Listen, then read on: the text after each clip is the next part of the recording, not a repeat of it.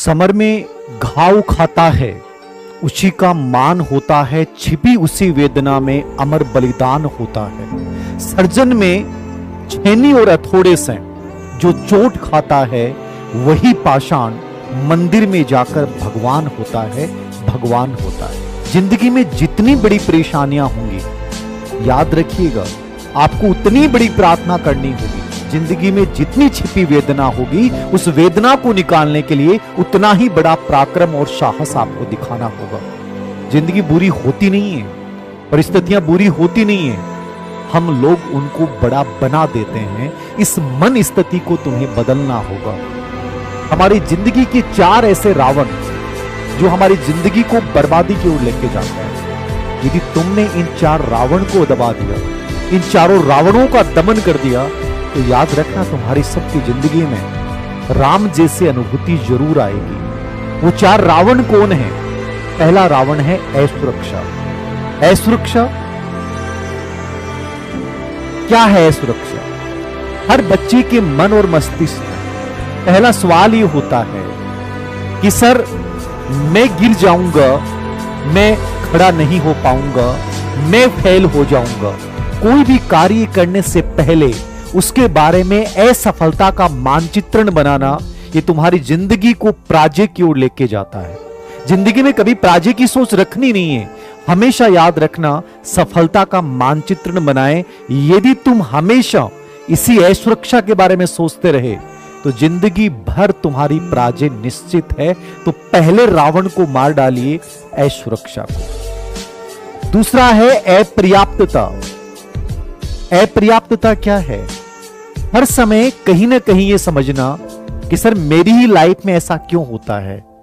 आज 38 साल की उम्र हो चुकी है, मेरी जिंदगी में इतना बुरा क्यों हो रहा है? हमेशा अपनी कमियों के बारे में बात करना, हमेशा अपनी कमजोरियों के बारे में बात करना, आपको हमेशा याद रखना कमजोर ही बना के रखेगा। हमेशा उस पॉइंट को पहचाने, उस सबलता को पहचाने जो आप में है, जो किसी और में नहीं है। कमजोरी हर इंसान में है, लेकिन कमजोरी को मजबूती के रूप में बनाना, यह बड़ी ताकत बन जाता है। इस दूसरे रावण को हरा दीजिए। याद रखना, हमेशा विश्वास से भर जाइए। यह विश्वास तुम्हें राम की ओर अग्रसर कर देगा और अपर्याप्तता तुम्हें रावण की ओर अग्रसर कर देगी। अपने अंदर के श्रावण को मारना है। तीसरा दुश्मन जो हमारी जिंदगी में सफलता में बड़ा होता है, वो होता है हीनता, इनफेरियरिटी। सर, मुझे लगता है मैं अच्छा कर ही नहीं पाऊंगा। क्यों नहीं कर पाओगे?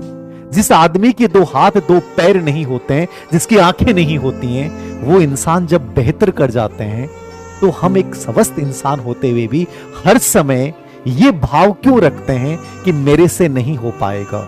जिंदगी याद रखना, रगड़ रगड़ के नहीं जी जाती है, जिंदगी को दौड़ के जिया जाता है। और ये हमेशा सोच रखें कि मुझे इस लाइफ में दौड़ना है, रगड़ना नहीं है। याद रखना, ये जो रगड़ने वाली सोच है, वो आपको हीन बनाती है। इस हीनता के भाव को निकालिए और अपने मन में इस हीनता की जगह पे एक ताकत पैदा कीजिए, जिसका नाम है आस्था।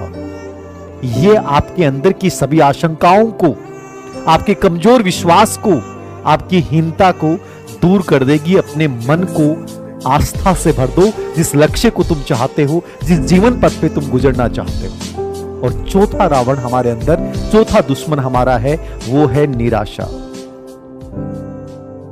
निराशा हर समय, हर परिस्थिति में उसके नकारात्मक पहलू पे विचार करना, जबकि हर परिस्थिति में चाहे 1000 नकारात्मक पहलू होंगे, लेकिन एक बहुत पॉजिटिव, एक सकारात्मक पहलू होता है। यदि तुमने अपने आप को निराशा के बारे में मगन कर लिया, सोच लिया, तो तुम्हारे अंदर की जो शक्तियां हैं, वो धीरे धीरे कमजोर होना शुरू हो जाएंगी। हमेशा याद रखना, आशा भरे दृष्टिकोण से देखिए।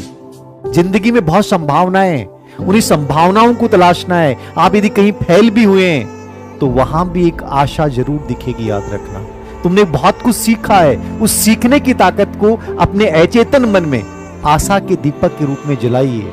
तुम्हें खुद को लगेगा कि जिंदगी बहुत आगे बढ़ रही है। इन चारों दुश्मनों को अपनी जिंदगी से बाहर निकाल दीजिए। असुरक्षा डर, भय, आशंका पैदा करती है। अपर्याप्तता हमेशा आपको दूसरों की नजर में और दूसरों से तुलनात्मक रूप से कमजोर बनाए रखती है। हीनता की भावना में इंसान हमेशा अपनी कमियों और कमजोरियों की बात करता है, हमेशा अपनी जिंदगी के नकारात्मक पहलू की बात करता है, और निराशा जो तुम्हें हमेशा शक्तिहीन बना के रखती है।